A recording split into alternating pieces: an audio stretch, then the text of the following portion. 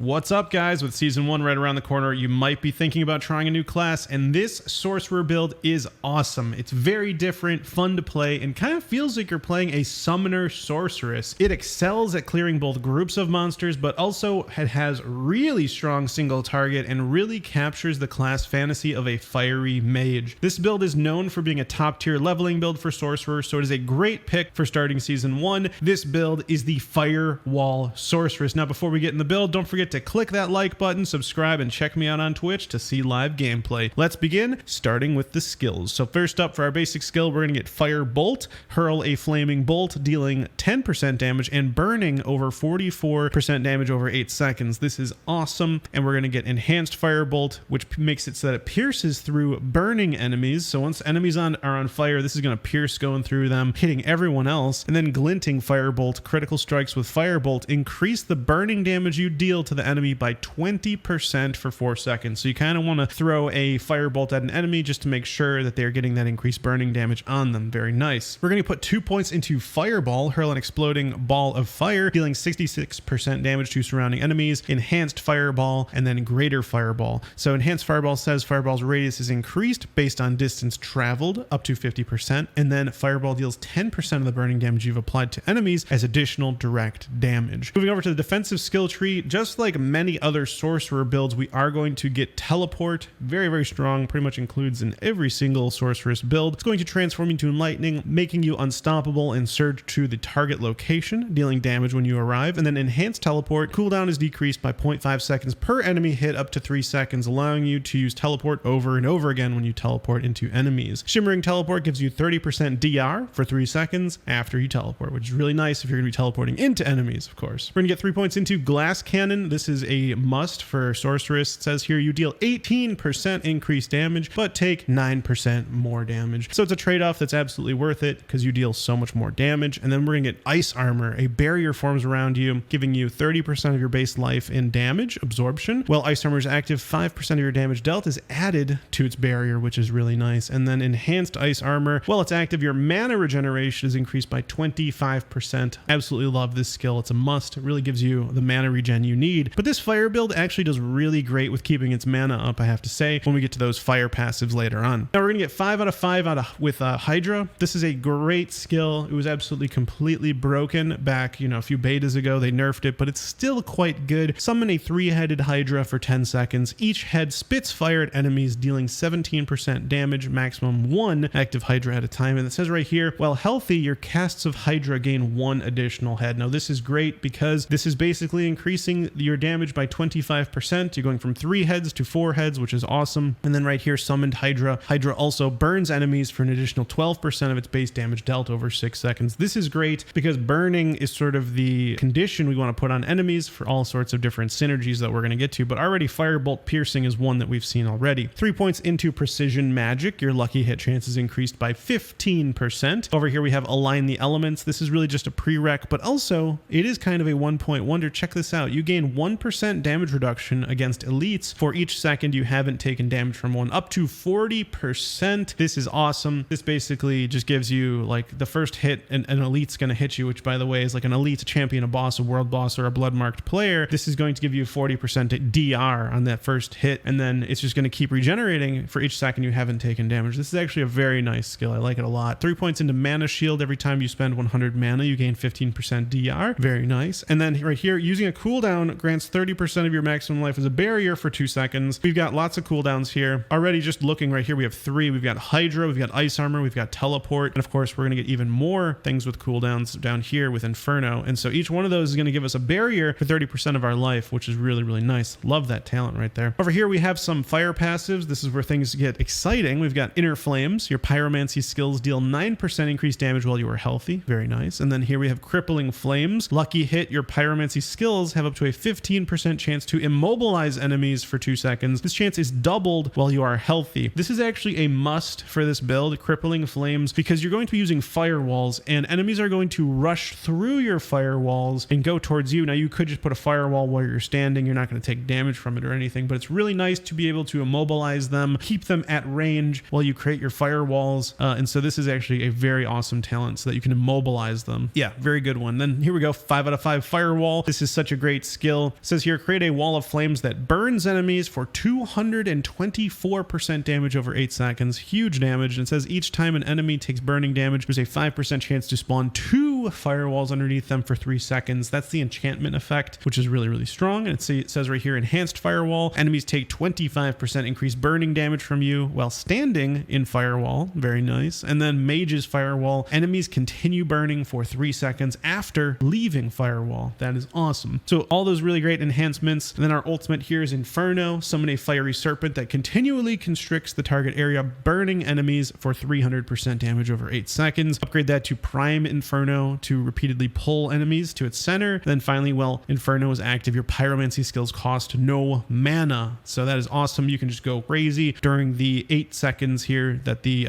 Inferno is going on, which is really awesome. We're going to get Fiery Surge, which is probably one of my favorite sorcerer skills out of everything, which says killing a burning enemy increases your mana regeneration by 30% for 3 seconds. Awesome. This is why this build basically never runs out of mana. I absolutely love it. Endless Pyre says you deal increased burning damage to enemies for each second they remain burning, up to 15% for 5 seconds. So keeping them burning makes you do even more damage, which is awesome. Then Warmth, which is really nice. Every 1 second you heal for 1% of your max life for each nearby burning enemy. So if everyone's on fire, you're getting a lot of health back. Healing increased to 1.8% from bosses. This is so good. Love Warmth. And then finally, we're going to get the Combustion Key passive, which says your burning effects deal 2% increased damage per unique source of burning you have applied to the enemy. If the enemy is burning from 3 or more sources, this bonus is doubled. And you can make enemies burn from different spells, whether that's Inferno, Hydra, Firewall, Fireball, Firebolt, anything with fire in the name, right? And so you can deal a lot of increased damage there with Combustion, which is awesome. So switching gears to skier and skills, I should say. Legendary aspects, there's not too many actually for this, but we are going to get my favorite defensive here aspect of Disobedience. You gain increased armor when you deal damage, up to 50%, which is amazing. Unlocked by completing Halls of the Damned in Kyrgyzstan, which is great. And then Edge Masters right here. Skills deal 10% increased damage based on your available primary resource when cast, receiving the maximum benefit when you have full primary resource. You're going to basically almost always have full primary resource. I mean, this build really has great mana regeneration. Unlock this from completing Old Stones in Skazglen. Here we have a nice resource aspect called Incendiary Aspect. Lucky hit, burning damage has up to a 12% chance to restore 10 mana. Crazy good. Unlocked by completing Tomb of the Saints in Kyrgyzstan. Love this aspect. And then finally, Prodigy's aspect. Using a cooldown restores 15 to 25 mana. This is so good. We have so many cooldowns. Hydra, Inferno, Frost Armor, Teleport. All of those have cooldowns. And so this is just fantastic. You can get mana every time you use that. Unlocked by completing Witch Water in Hawazar. When it comes to